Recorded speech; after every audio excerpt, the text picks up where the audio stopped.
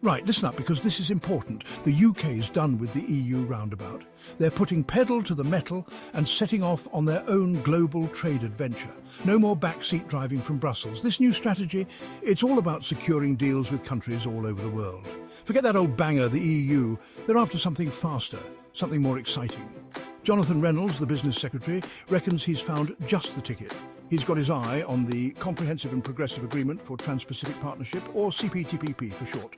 It's a mouthful, I know, but stick with me. This agreement, it's like a supercharged engine, ready to inject some serious power into British exports. Forget those narrow European lanes, the UK is going global. But hold your horses. Not everyone's convinced this is the right road to take. Some experts, they're like cautious mechanics, warning that ditching the EU for this new CPTPP thing might not be the smooth ride Reynolds is promising. Could there be bumps in the road ahead? Oh, and what about Labour? They're not entirely sold on this solo mission. They reckon staying chummy with the EU is still important, even if it means waving from a distance. All right, let's talk about this CPTP thing. It's a trade deal between 11 countries, big players like Japan, Australia and Canada. We're talking about a market bigger than a double-decker bus, with a combined GDP bigger than a rock star's ego. And guess what? The UK's just bought a ticket to ride. Reynolds reckons joining this trade bloc is like strapping a rocket booster to British businesses.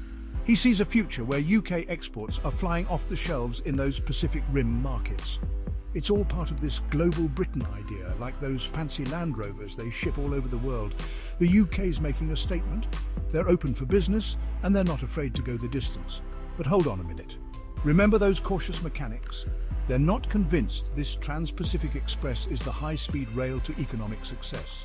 Some reckon the benefits will be about as exciting as a Sunday drive in a Reliant Robin. And the Office for Budget Responsibility? They're predicting a 0.04% increase in GDP over 15 years. That's like adding a teaspoon of fuel to a thirsty V8. Not exactly a thrilling ride, is it? Now, those economists, they're a sceptical bunch. They're like the killjoys at a car show, always pointing out the potential flaws. And when it comes to the CPTPP, they're not holding back. They're saying the benefits are going to be as small as the rear seats in a sports car. They reckon leaving the EU's single market was like driving straight into a ditch. And this CPTPP deal, it's not going to be enough to tow the UK economy out. The Office for Budget Responsibility, those number-crunching killjoys, they've even crunched the numbers on those post-Brexit trade deals with Australia and New Zealand. Remember those, hailed as major victories? Well, they're about as impactful as changing the air freshener in a traffic jam. The real problem, they say, is that the government's too busy chasing shiny new deals on the other side of the world. Meanwhile, the engine's sputtering back home. The EU, that's still the UK's biggest trading partner. Ignoring that relationship is like forgetting to fill up your tank. Eventually, you're going to end up stranded. Section 4, Labour's Balancing Act, EU ties. Without the full Monty now Labour, they're not about to completely slam the brakes on the EU. They might not be keen on hopping back into the passenger seat, but they're willing to share the road.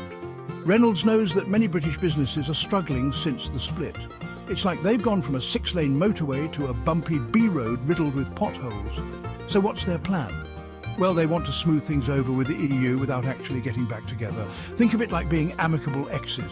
They want to get rid of all that pesky paperwork at the border and make it easier for Brits to work in Europe. No more customs chaos, no more visa nightmares. It's about finding a middle ground, a way to keep the traffic flowing between the UK and the EU. They know it'll benefit both sides. After all, a traffic jam on one side of the channel quickly becomes a problem on the other. Section 5. Slashing the red tape. Smoother roads for UK businesses, Reynolds, he gets it. He knows that Brexit's been a right pain in the exhaust pipe for many UK businesses, especially those used to cruising along the open road of the single market.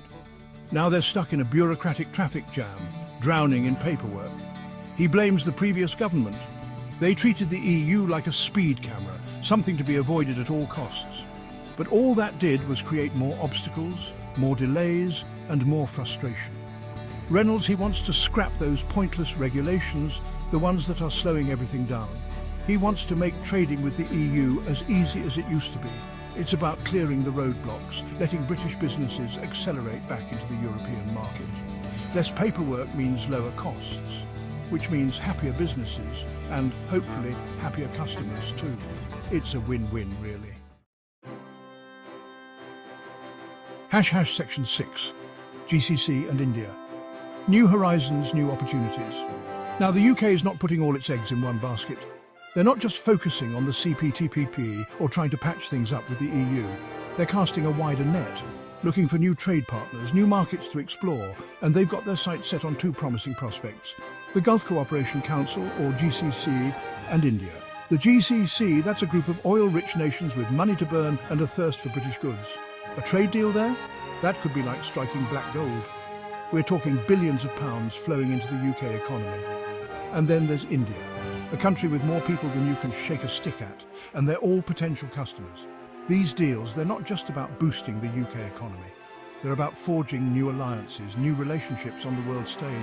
It's about showing the world that the UK is a global player, a force to be reckoned with.